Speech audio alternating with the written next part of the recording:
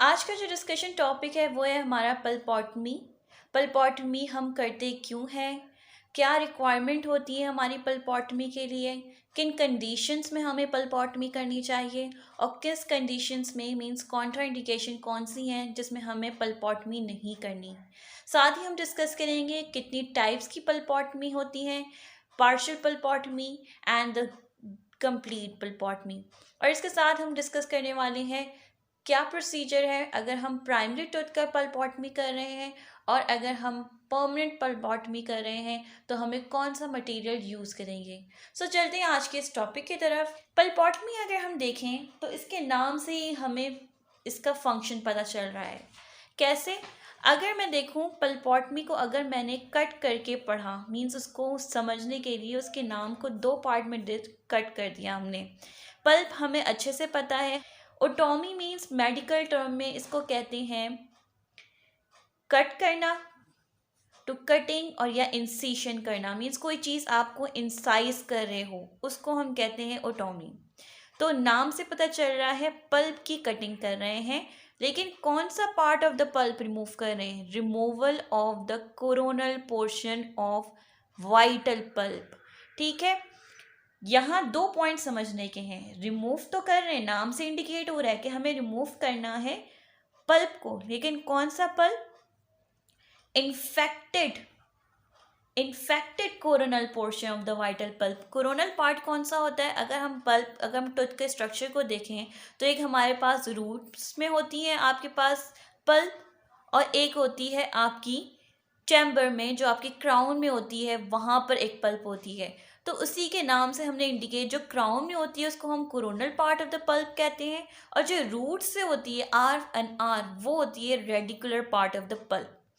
अब हम समझते हैं कि क्या बात हुई। इसको अब आपको इजी हो जाएगा समझना कि हम रिमूव करते हैं infected part of the coronal portion of the vital pulp. ये बात बहुत ज़रूरी है। हमने एक हमारे पास क्राउन का स्ट्रक्चर है, ठीक है, ये हमारे पास कोरोनल पल्प है, हमने इसको कट करना है, इसको रिमूव करना है। ऐसे ही नहीं करना, इन्फेक्टेड होगी, कोई रीज़न होगा तो हम इसको कट करेंगे। और वाइटल पल्प इसके लिए ज़रूर है कि वो वाइटल हो, नेक्रोज में कभी भी नहीं करेंगे। अगर हमारी पल्प नेक्रोज होगी तो हमेशा बात याद रखिएगा कि वो इरिवर्सिबल पल्पाइटिस वाली कंडीशन है और उसमें हमेशा रूट कैनाल ट्रीटमेंट होती है। और अगर बच्चों की बात करें प्राइमरी तो पल्पेक्टमी होती है। पल्पेक्टमी क्या होती है? पूरा कंप्लीट रिमूवल, ठीक है। लेकिन यहाँ बात हो रही है सिर्फ पल्पोटमी की डिस्कशन करेंगे तो यहाँ पर ये कहा जा रहा है कि हम वाइटल पल्प को हम उसके कोरोनल पोर्शन को रिमूव कर रहे हैं, ठीक है। क्यों कर रहे हैं? ताकि हमारी प्रिजर्व रहे vitality of remaining radicular portion of the tooth. Means radicular pulp आपकी रिमेन रहे, आपकी वाइटैलिटी उसकी मेंटेन रहे, जस्ट आपने वो जो कोरोनल पार्ट इन्फेक्टेड है वो रिमूव कर दिया। अब ये हम क्यों करते हैं? हम उन कंडीशंस में करते हैं जहां रिटेंशन फेवरेबल है, मींस दांत को बचाना ज़रूरी है as compare to the extraction. अब वो कंडीशंस कौन सी हैं? वो दो कंडीशंस होती हैं। अगर हम परमानेंट दांत की बात करें तो यंग परमानेंट टूथ में हमें बात पता है कि जो यंग परमानेंट टूथ होता है उसकी जो एपिक्स होती है वो आफ्टर इरप्शन 2 to 3 ईयर्स के बाद पूरी फुली कंप्लीट जो है वो फॉर्मेशन होती है, क्लोज होती है। अदरवाइज वो ओपन होती है आपकी एपिक्स। तो हमें अगर इस कंडीशन में अगर कोई ऐसा दांत है जो परमानेंट यंग परमानेंट टूथ था जिसकी अभी क्लोज नहीं हुई थी, रूट फॉर्मेशन नहीं हुई थी और किसी भी रीज़न की वजह से, केरियस रीजन की वजह से या ट्रोमेटिक एक्सपोजर की वजह से उसका कोरोनल पार्ट जो है वो डैमेज हो जाता है, तो ऐसी कंडीशन में हमें क्या करेंगे? हम कोरोनल पार्ट को रिमूव कर देंगे, उसकी रेडिकुलर पार्ट को मेंटेन रखेंगे। रेडिकुलर पार्ट मेंटेन रहेगा मींस उसकी पल्प की वाइटैलिटी मेंटेन रहेगी, पल्प जिंदा रहेगी। तो क्या होगा कि इसका जो रेडिकुलर पोर्शन है ऑफ द पल्प वो हेल्प आउट करेगा कि इसकी पल्प जो इसकी जो ओपन एपिक्स है वो क्लोज हो जाए, उसकी कंप्लीट हो जाए रूट फॉर्मेशन। तो ये फेवर क्या करता है? पल्पोटमी फेवर इस कंडीशन में क्या कर रही है?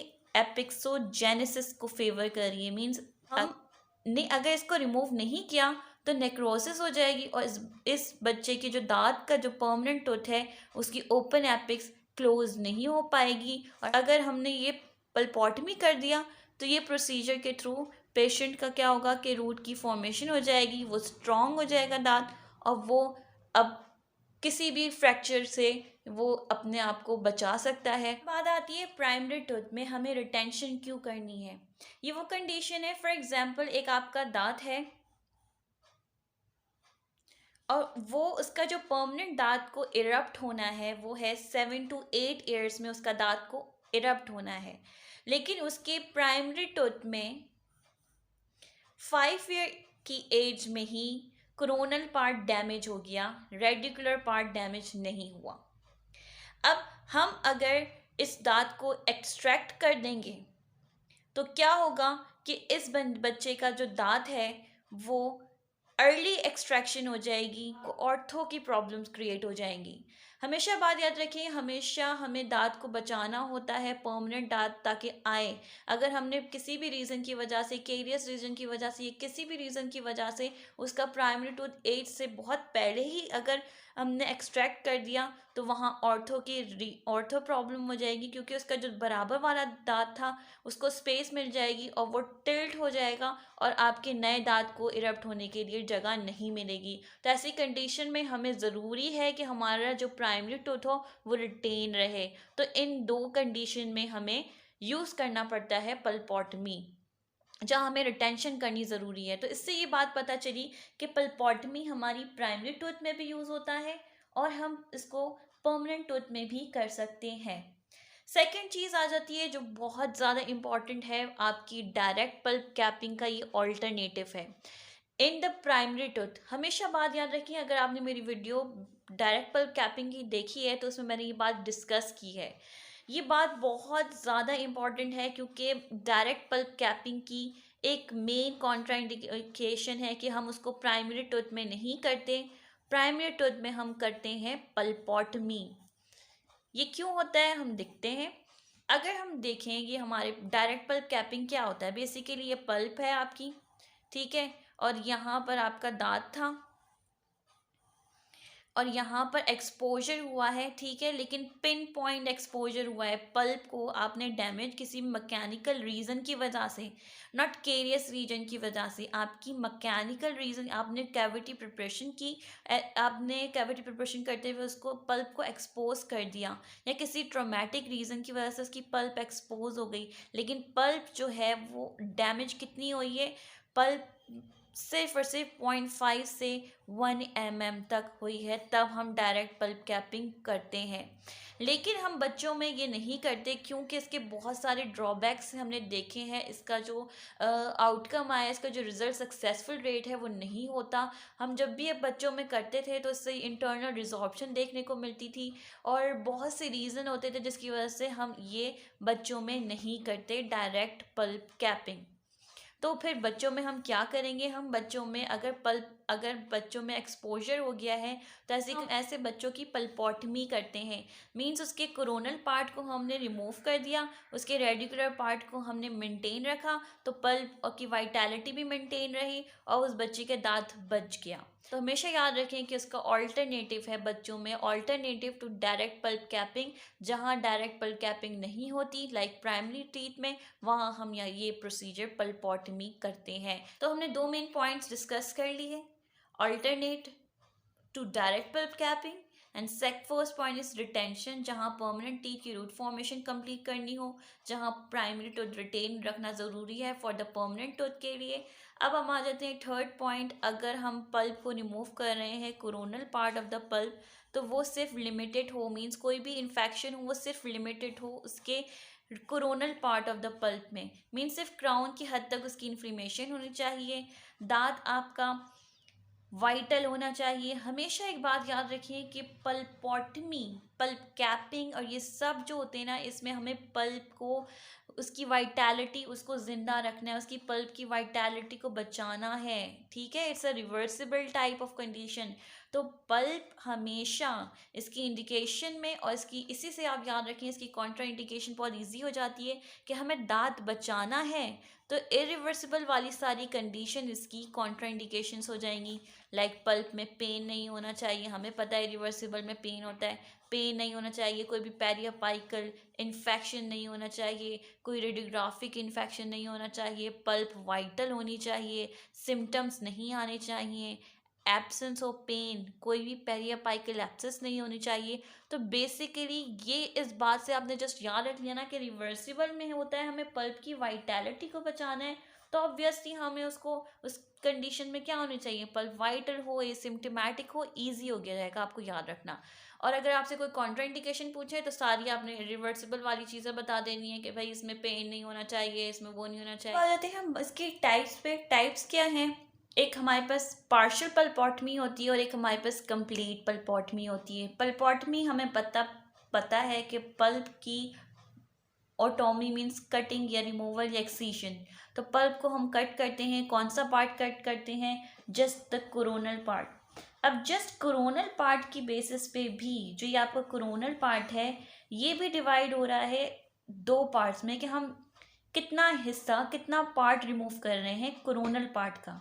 अगर मैं सिर्फ सुपरफिशियली 1 to 2 अगर मेरे कोई केरीज हो रही है या कोई भी रीज़न की वजह से सिर्फ सुपरफिशियल एरिया इसका पूरा क्राउन पूरा कोरोनल पल्प डैमेज नहीं हो रहा, जस्ट हल्का सा पार्ट लोकलाइज एरिया जो है वो डैमेज हुआ है जो कि है 2 mm तक, तो वो पार्ट ऑफ द एक्सीजन को हम कहते हैं पार्शियल पल्पोटमी। मीन्स क्या हुई कि मेरे पास यहाँ पर एक टूथ है जिसका पल्प है, ठीक।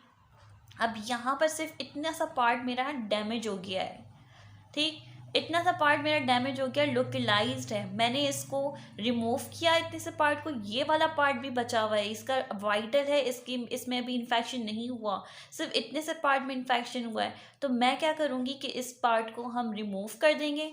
कैसे रिमूव करेंगे, हमने इसको हैंड पीस से इस पार्ट को रिमूव किया। इस पार्ट में अब हमने अपना कैल्शियम हाइड्रोक्साइड प्लेस की। कैल्शियम हाइड्रोक्साइड इसका एक प्रोसीजर है जो हम डिस्कस करने वाली प्रोसीजर में कि क्या क्या हम कौन सा मटेरियल करते हैं। जस्ट अभी आपको सिर्फ इस बात पे रहें कि हमें पार्शियल क्या बोला जा रहा है और कंप्लीट क्या है।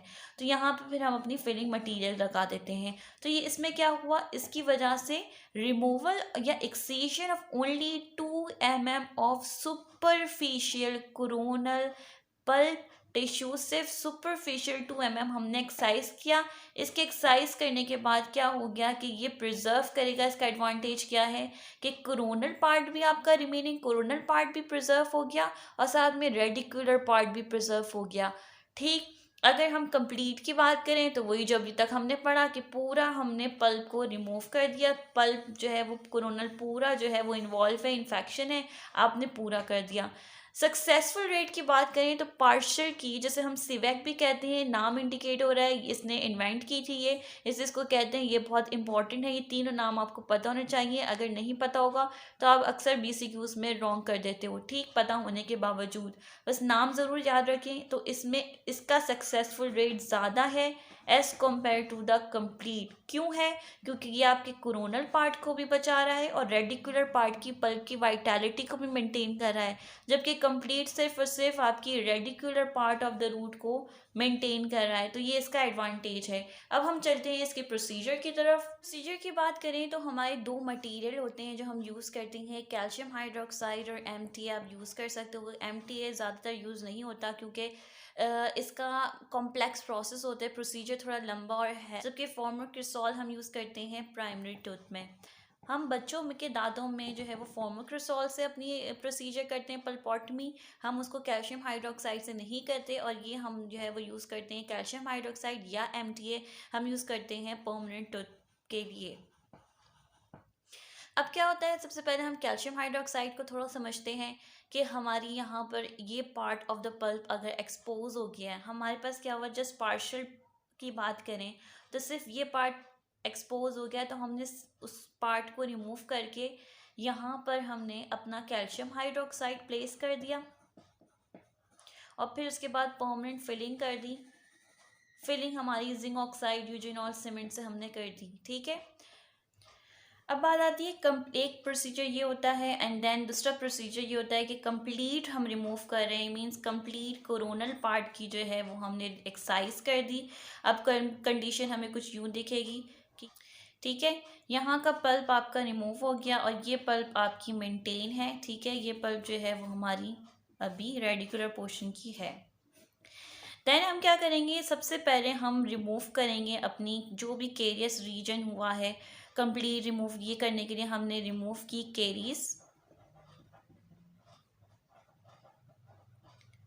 केरियस रीजन रिमूव करने के बाद हम उसकी पल्प को जो है वो एक्सपोज हो जाएगी। डी रूफिंग करेंगे पल्प चैम्बर की। पल्प चैम्बर की डी रूफिंग करने के बाद हमें अपनी पल्प कोरोनल पल्प दिखेगी और हम उसके रिमूव कर देंगे, whole coronal part of the pulp tissue remove कर देंगे। रिमूव करने के बाद अब हमें क्या करना है, उसको डिसइंफेक्ट करेंगे विद सोडियम हाइपोक्लोराइड के थ्रू। हम जो है वो इसको डिसइंफेक्ट करेंगे, इरिगेट करेंगे। इरिगेट करने के बाद हम अपनी ब्लीडिंग को जो है वो कंट्रोल करेंगे। कंट्रोल करने के बाद अच्छे से क्लीन हो गई, अच्छे से हमने उसको बैक्टीरियल कंटेमिनेशन से हटा दिया, उसको अच्छे से डिसइंफेक्ट कर दिया, ब्लीडिंग कंट्रोल कर ली। अब मैं करूँगी अपना मटेरियल पर। कौन सा मटेरियल हम करेंगे, अब करेंगे हम कैल्शियम हाइड्रोक्साइड इसके अंदर या MTA, दोनों में से कोई एक आप यूज़ कर सकते हैं अपना पल्पोटमी का मटेरियल। ये पल्पोटमी के मटेरियल आपने पुट करने के बाद करना ये है कि अब आपने इसके अंदर GIC की जो है वो फिलिंग कर देनी है।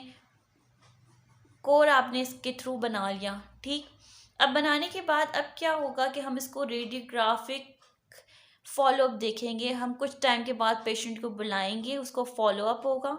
फॉलोअप के बाद हम उस पेशेंट को इसका रेडियोग्राफ चेक करेंगे। रेडियोग्राफ चेक करने के बाद अगर उसकी पूरी कंडीशन हमें दिख गई कि यहाँ टर्जरी डेंटिन की फॉर्मेशन हो गई, पल्प हमारी वाइटल ही है, radicular part of the pulp damage नहीं हुई हुई है, देन हम इसमें क्राउन की नीड है तो हम इसके अंदर क्राउन पुट कर देंगे और हमारा दांत सेव हो गया। तो ये कंडीशन हो गई हमारी कैल्शियम हाइड्रोक्साइड यूज़ करने की। अब आ जाते हैं हम फॉर्मोक्रिसोल। प्राइमरी टूथ में हम फॉर्मोक्रिसोल यूज़ करते हैं। कैसे, ये हो गया आपका प्राइमरी टूथ। ठीक है, और ये हो गई आपके पास रेडिकुलर रूट और ये हो गई आपके पास कोरोनल रूट। आपने करना क्या है कि इसके कोरोनल पार्ट को आपने रिमूव करना है। रिमूव करने के बाद कंडीशन कुछ यूँ दिखेगी, यहाँ आपकी रूट्स हैं। ठीक है, इसके बाद हम अब क्या करेंगे कि हम लेंगे फॉर्मोक्रिसोल को डिप करेंगे। ठीक है, फॉर्मोक्रिसोल एक मटेरियल है जिसको हम कॉटन में डिप करने के बाद उसको हम यहाँ पर पुट कर देंगे। इसको हम रखेंगे कॉटन को अराउंड 1 मिनट, और कुछ बुक्स के अकॉर्डिंग आप इसको 5 मिनट्स भी रख सकते हैं, लेकिन 5 मिनट से ज़्यादा नहीं यूज़ करते फॉर्मोक्रिसोल को, क्योंकि फॉर्मोक्रिसोल की एक एक्टिविटी है कि ये बर्न्स भी कर देता है अगर हम ज़्यादा देर रखेंगे, क्योंकि सराउंडिंग टिश्यूज़ में हमें बहुत ख्याल से करना पड़ता है। पहले फॉर्मोक्रिसोल को डिप करना होता है, उसको जो एक्स्ट्रा पार्ट है उसको रिमूव करके यूँ करके रिमूव कर अच्छे से हमें पता होना चाहिए कि हमारी आइसोलेशन हो चुकी है, रबर डैम हमारा पुट है, तो उससे क्या होगा कि आपके सॉफ्ट टिश्यूज़ डैमेज नहीं होंगे। फिर हमने इसको पुट कर दिया, और अगर मैंने इसको 5 मिनट से ज़्यादा कर दिया, मैं इसको एम्फेसाइज इसलिए कर रही हूँ कि अगर हमने इसको 5 मिनट से ज़्यादा कर दिया तो ये रेडिकुलर पल्प को डैमेज कर देता है, पल्पाइटिस क्रिएट कर देता है। तो हमारा रेडिकुलर पल्प नहीं का उसका कोई फ़ायदा ही नहीं होगा, वो रिटेन नहीं कर पाएगा, रेडिकुलर पल्प आपकी अलाइव वाइटल नहीं रह पाएगी, हमारा पल्पोटमी फेल हो जाएगा। सो आपने जस्ट 5 मिनट्स के अंदर अंदर रख के इसको रिमूव कर देना है। कैल्शियम हाइड्रोक्साइड को हम और MTA को रिमूव नहीं कर रहे थे, लेकिन फॉर्मोक्रिसोल को हम रिमूव करते हैं। फॉर्मोक्रिसोल की एक बहुत ज़बरदस्त एक एडवांटेज ये है कि ये बैक्टीरियोसिडल है, मींस जो भी हम ये पुट करेंगे तो ये फिक्सेशन कर देगा, और जितना भी आपकी सराउंडिंग में अगर कुछ बैक्टीरियल कंटेमिनेशन रहेगी तो उसको भी ये फिक्स कर देगा, उसको भी रिमूव कर देगा, बैक्टीरियोसिडल एक्टिविटी हमें दे देगा।